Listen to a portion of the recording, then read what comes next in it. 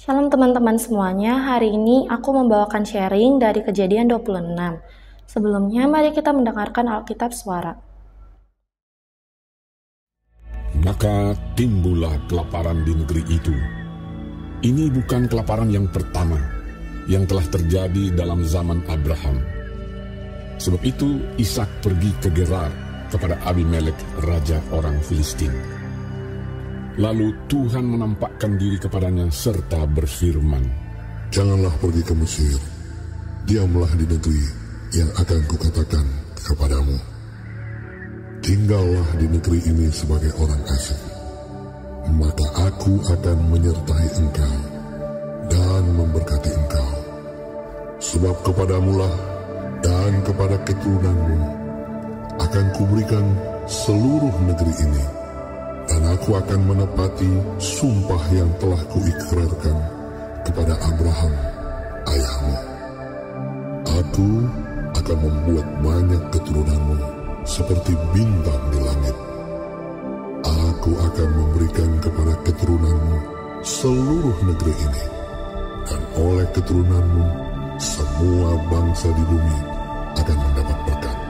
Karena Abraham telah mendengarkan firman-Ku dan memelihara kewajibannya kepadaku, yaitu segala perintah, ketetapan, dan hukum-Ku." Jadi tinggallah Ishak di Gerar. Ketika orang-orang di tempat itu bertanya tentang istrinya, berkatalah ia, "Dia saudaraku." sebab ia takut mengatakan, "Iya, istriku." karena pikirnya, Jangan-jangan aku dibunuh oleh penduduk tempat ini karena Ribka, sebab elok parasnya. setelah beberapa lama ia ada di sana, pada suatu kali menjenguklah Abimelek, raja orang Filistin itu dari jendela. Maka dilihatnya Ishak sedang bercumbu-cumbuan dengan Ribka, istrinya. Lalu Abimelek memanggil Ishak dan berkata, "Sesungguhnya dia istrimu. Masakan engkau berkata, dia saudaraku?" Jawab Ishak kepadanya. Karena pikirku, jangan-jangan aku mati karena dia. Tetapi Abimelek berkata, Apakah juga yang telah kau perbuat ini terhadap kami? Mudah sekali terjadi. Salah seorang dari bangsa ini tidur dengan istrimu, sehingga dengan demikian engkau mendatangkan kesalahan atas kami. Lalu Abimelek memberi perintah kepada seluruh bangsa itu. Siapa yang mengganggu orang ini atau istrinya, pastilah ia akan dihukum mati. Maka menaburlah Ishak di tanah itu, dan dalam tahun itu juga ia mendapat hasil 100 kali lipat, sebab ia diberkati Tuhan. Dan orang itu menjadi kaya, bahkan kian lama kian kaya, sehingga ia menjadi sangat kaya. Ia mempunyai kumpulan kambing, domba, dan lembu sapi, serta banyak anak buah, sehingga orang Filistin itu cemburu kepadanya. Segala sumur yang digali dalam zaman Abraham, ayahnya, oleh hamba-hamba ayahnya itu, telah ditutup oleh orang Filistin dan ditimbun dengan tanah. Lalu kata Abimelek kepada Ishak, Pergilah dari tengah-tengah kami, sebab engkau telah menjadi jauh lebih berkuasa daripada kami. Jadi pergilah Ishak dari situ, dan berkemahlah ia di lembah Gerar, dan ia menetap di situ. Kemudian Ishak menggali kembali sumur-sumur yang digali dalam zaman Abraham, ayahnya, dan yang telah ditutup oleh orang Filistin sesudah Abraham mati. Disebutkannya lah nama sumur-sumur itu menurut nama-nama yang telah diberikan oleh ayahnya. Ketika hamba-hamba Ishak menggali di lembah itu, mereka mendapati di situ mata air yang berbual-bual airnya. Lalu bertengkarlah para gembala Gerar dengan para gembala Ishak. Kata mereka, "Air ini kepunyaan kami." Dan Ishak menamai sumur itu Esek, karena mereka bertengkar dengan dia di sana. Kemudian mereka menggali sumur lain, dan mereka bertengkar juga tentang itu. Maka Ishak menamai sumur itu Sitna. Ia pindah dari situ dan menggali sumur yang lain lagi. Tetapi tentang sumur ini mereka tidak bertengkar. Sumur ini dinamainya Rehobot, dan ia berkata, Sekarang Tuhan telah memberikan kelonggaran kepada kita, sehingga kita dapat beranak cucu di negeri ini. Dari situ ia pergi ke Beersheba. Lalu pada malam itu Tuhan menampakkan diri kepadanya serta berfirman, Akulah Allah ayahmu Abraham. Janganlah takut, sebab aku menyertai engkau. Aku akan memberkati engkau dan membuat banyak keturunanmu karena Abraham, hambaku itu. Sesudah itu, Ishak mendirikan mezbah di situ dan memanggil nama Tuhan. Ia memasang kemahnya di situ, lalu hamba-hambanya menggali sumur di situ. Datanglah Abimelek dari Gerar mendapatkannya, bersama-sama dengan Ahuzat, sahabatnya, dan Pikhol, kepala pasukannya. Tetapi kata Ishak kepada mereka, Mengapa kamu datang mendapatkan aku? Bukankah kamu benci kepadaku dan telah menyuruh aku keluar dari tanahmu? Jawab mereka, Kami telah melihat sendiri bahwa Tuhan menyertai engkau. Sebab itu kami berkata, baiklah, kita mengadakan sumpah setia antara kami dan engkau. Dan baiklah kami mengikat perjanjian dengan engkau, bahwa engkau tidak akan berbuat jahat kepada kami, seperti kami tidak mengganggu engkau, dan seperti kami semata-mata berbuat baik kepadamu, dan membiarkan engkau pergi dengan damai. Bukankah engkau sekarang yang diberkati Tuhan? Kemudian Ishak mengadakan perjamuan bagi mereka, lalu mereka makan dan minum. Keesokan harinya, pagi-pagi bersumpah-sumpahanlah mereka. Kemudian Ishak melepas mereka, dan mereka meninggalkan dia dengan damai. Pada hari itu, datanglah hamba-hamba Ishak memberitahukan kepadanya tentang sumur yang telah digali mereka, serta berkata kepadanya, Kami telah mendapat air. Lalu dinamainyalah sumur itu Sheba. Sebab itu nama kota itu adalah Beersheba sampai sekarang. Ketika Esau telah berumur 40 tahun, ia mengambil Yudik, anak Beeri orang Het, dan Basmat, anak Elon orang Het, menjadi istrinya. Kedua perempuan itu menimbulkan kepedihan hati bagi Ishak dan bagi Ribka. Ada beberapa kesimpulan yang bisa kita pelajari dari Kejadian 26 ini. Yang pertama, dari ayat 2-3, ada perintah Tuhan kepada Ishak untuk jangan pergi ke Mesir, tetapi pergi ke tanah yang akan Tuhan tunjukkan. Di ayat 6-nya, Ishak menaati perintah Tuhan dengan menetap di Gerar di tanah yang telah Tuhan tunjukkan.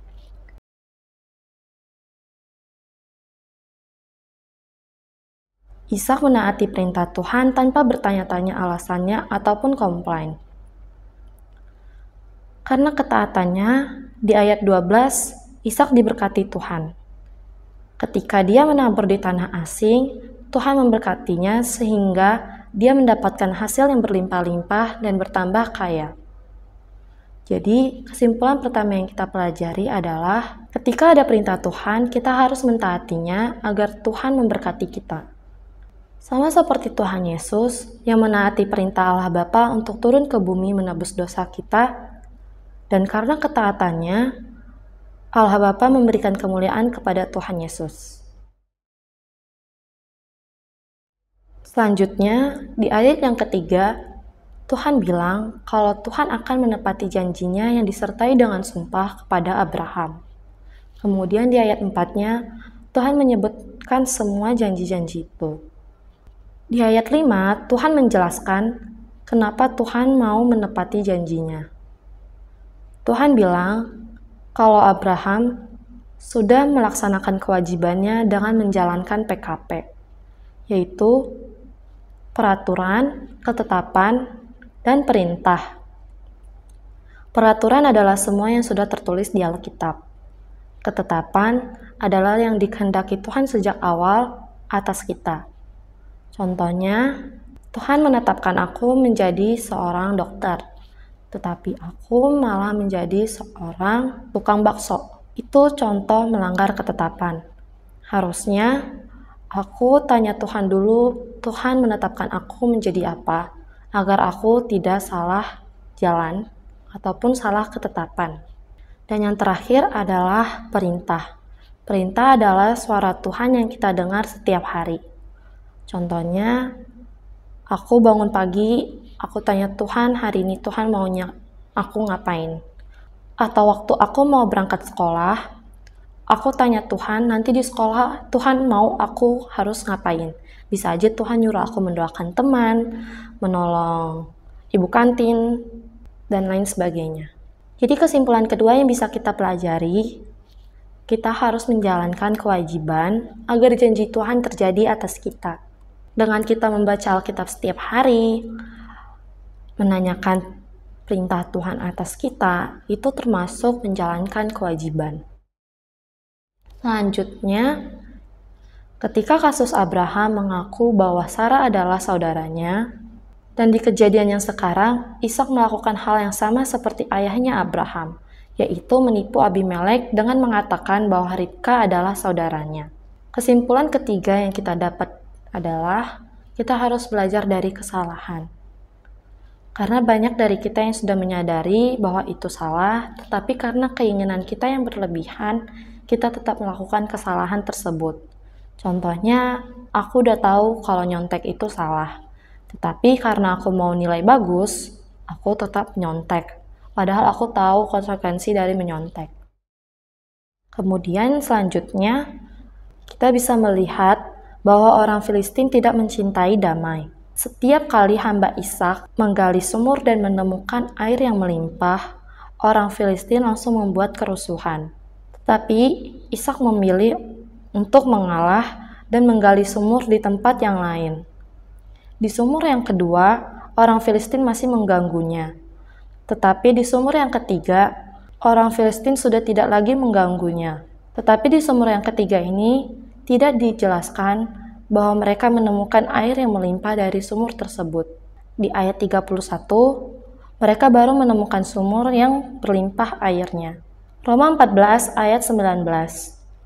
Sebab itu marilah kita mengejar apa yang mendatangkan damai sejahtera dan yang berguna untuk saling membangun. Dari ayat tersebut, kita bisa melihat bahwa Ishak ini memilih mengalah untuk mendatangkan damai dan sejahtera. Coba saja kalau Ishak tidak mau mengalah. Dia pasti menciptakan musuh dengan membuat orang-orang Filistin menjadi musuhnya. Sehingga hidupnya dia tidak bisa damai dan sejahtera karena memiliki musuh. Setiap hari kerjaannya adalah berselisih. Hal tersebut juga berguna untuk saling membangun.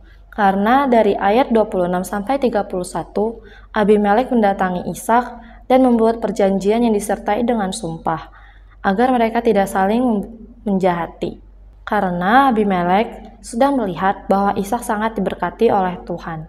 Kesimpulan keempat yang kita pelajari adalah kita harus mencintai Shalom, agar hidup kita damai dan sejahtera. Di ayat 34 dan 35, Esau melakukan kesalahan dengan menikahi perempuan yang berasal dari Het, dan dia menikahi dua orang sekaligus. Het adalah negeri di mana orang-orang masih menyembah berhala dan tidak mengenal Tuhan. Dari sini, kita semua tahu kalau Ishak ini memiliki iman kepada Tuhan. Tetapi kenapa anaknya Esau tidak seperti Ishak? Mengapa Esau malah melakukan kesalahan seperti itu? Apakah selama hidupnya Ishak tidak menceritakan tentang Tuhan kepada anaknya? Atau dia sudah menceritakan tetapi anaknya menolak untuk mendengarkan? Di Kejadian 28 ayat 21, Yakub bernazar, jika Tuhan menolong dia dan melindungi dia hingga kembali ke rumah ayahnya, maka Tuhan akan menjadi Tuhannya dia. Setelah membaca Kejadian 28 ayat 21 itu, aku jadi tahu kalau Ishak belum ada menceritakan tentang Tuhan kepada anaknya. Dia hanya mendidik anaknya dengan baik menggunakan caranya sendiri, sehingga anaknya sendiri belum menerima Tuhan untuk menjadi Tuhannya dia. Dari kejadian ini kita belajar untuk orang-orang tua sebaiknya mendidik anak sejak kecil dengan menceritakan tentang Tuhan, agar anak-anak bisa dewasa dengan mengenal Tuhan tanpa melakukan kesalahan seperti Esau. Dan dari kejadian ini, kita semua bisa belajar, mau orang tua maupun anak. Sebelum kita melakukan sesuatu, kita harus tanya Tuhan dulu. Seperti yang tertulis pada Yesaya 30 ayat 1. Celakalah anak-anak pemberontak, demikianlah firman Tuhan, yang melaksanakan suatu rancangan yang bukan daripadaku, yang memasuki suatu persekutuan yang bukan oleh dorongan rohku, sehingga dosa mereka bertambah-tambah.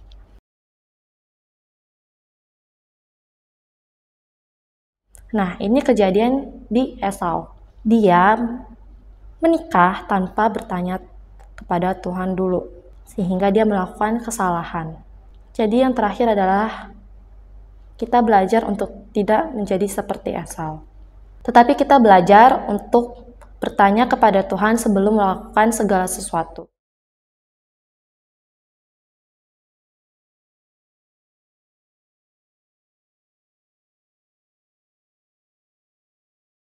Terima kasih, Tuhan memberkati.